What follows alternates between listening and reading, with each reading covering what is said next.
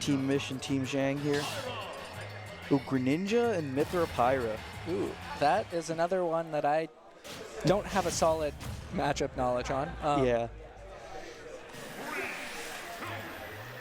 I know, it's fun because, at least as like playing casually with friends, I'm not always like the one keen to pick Pythra and Mythra. So seeing it. Yeah, I think one of the things about Pythra and Mythra is that they just have a massive burst range, but because they don't really have a projectile, Greninja's main advantage here, I think, is that their shuriken they can just spam at a distance. Yeah. But they have to be at least a little careful because Mythra's fast. Yeah. All right, switching over to Pythra right here, using that neutral layer to get some space. Ooh, using some more aerials to start making that space, establish some stage presence, get that pressure on.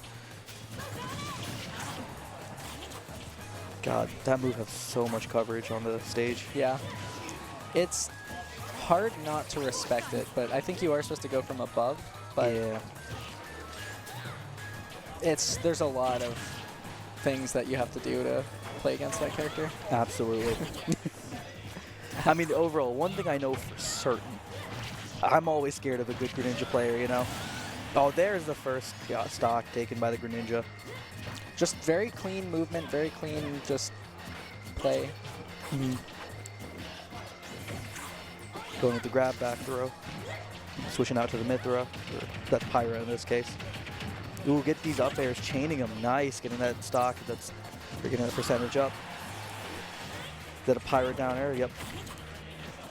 Pythra looking in for this kill. Greninja consistently keeping that space right here.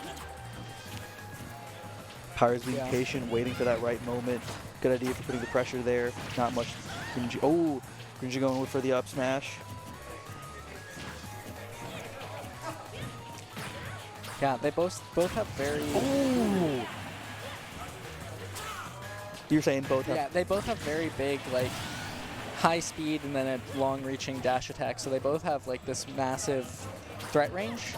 So as soon as you enter the other person's just, like, burst range, you're kind of forced to pick an option. Yeah. And since both of them have that, it really makes the game really scrappy, where they're, like, constantly forced to react very quickly towards each other. Definitely. I will say I'm absolutely loving this Greninja and like finding that right spacing it's available there. But once again, this Mythra coming in, just finding that right percent, getting a little bit more, coming into Pythra, seeing if we can do those big percent moves.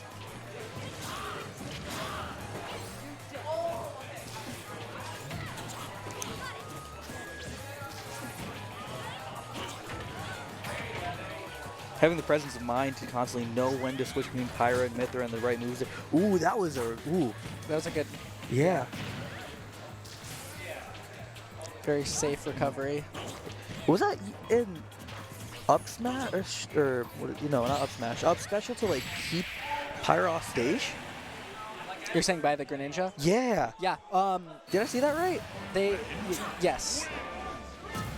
Basically, it just has that little bit of a push, which can lead to some very difficult or like telegraphed recoveries by the other player. Yeah. What's Mario's down B again with the flood? Yeah, the flood.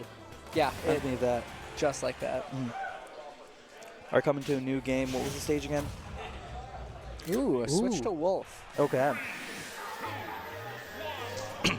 You're a Wolf player, right? I am, yeah. So I like...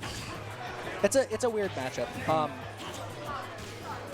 I think Wolf has the tools to be able to win any fight, I guess. But yeah, we'll see. It is a very difficult one because you're the one that's getting pressured because Greninja's really fast, and I think his projectile ends up being better than the laser. Gotcha. Because you can just constantly spam it.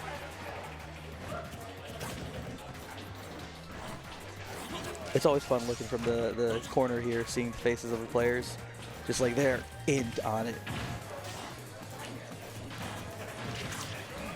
But I'm always a fan of players that can identify when they're not doing hot in a matchup and then switching, and paying off so far. Yeah. Got a first stock right there. High percent, so it can go anywhere, but still, like, ooh, nice reflect. All right, there's back. Fairly even game so far.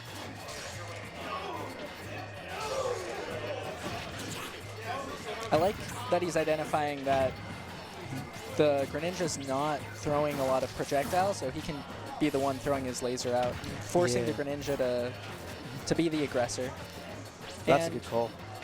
Yeah, with the reflector, it does make things a little bit more tricky, but I have seen a lot of Greninjas that just throw the shuriken in neutral a lot, like the uncharged version, and that usually does pretty well.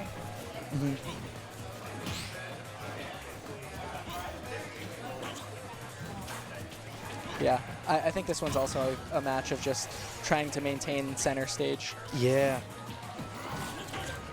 It's really about how to operate in that neutral, right? Yeah. Ooh, another good punish. Was that a punish or is that just an edge guard? Or? That's a, I think that was like a, it may or may not have been a 2-frame, but yeah, that's like a edge guarding type thing. Yeah. Which that was the second stock that he got from doing that kind of thing, so. Yeah. Greninja needs to find mix-ups for recovery. Yeah, it's going high.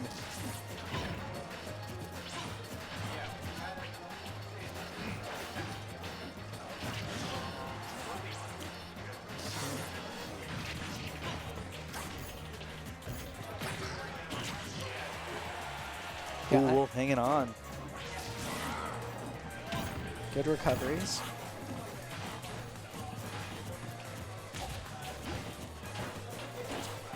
Yeah, does Greninja have any good throws?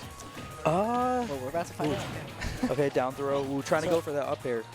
Doesn't seem like Greninja has a whole lot of kill throws, so that is probably why if you see the Wolf going in shield a lot, it's at high percents, if your main way of dying is getting hit by something and not a grab, it skews the risk reward towards shield being a better option. Gotcha. Ooh. This is a close game. That was an interesting movement option. Any reason to go back using the up B instead of just dashing back or running back? I would imagine it's safer in some amount of just being able to push the other person back a bit. Yeah. Oh, it could also be just using the water as a form to, push back. Yeah. Right. Ooh, that's unfortunate. That was up B, right? Getting back That's on an up B, stage. yep. Yeah, so it looks like it covered some of that stage too to keep some defensive area there. Yeah. All right. Yeah. That's it. Nice. Very solid. Yeah. Great adaptation by, Blue Young. yeah. Yeah. I love those two games.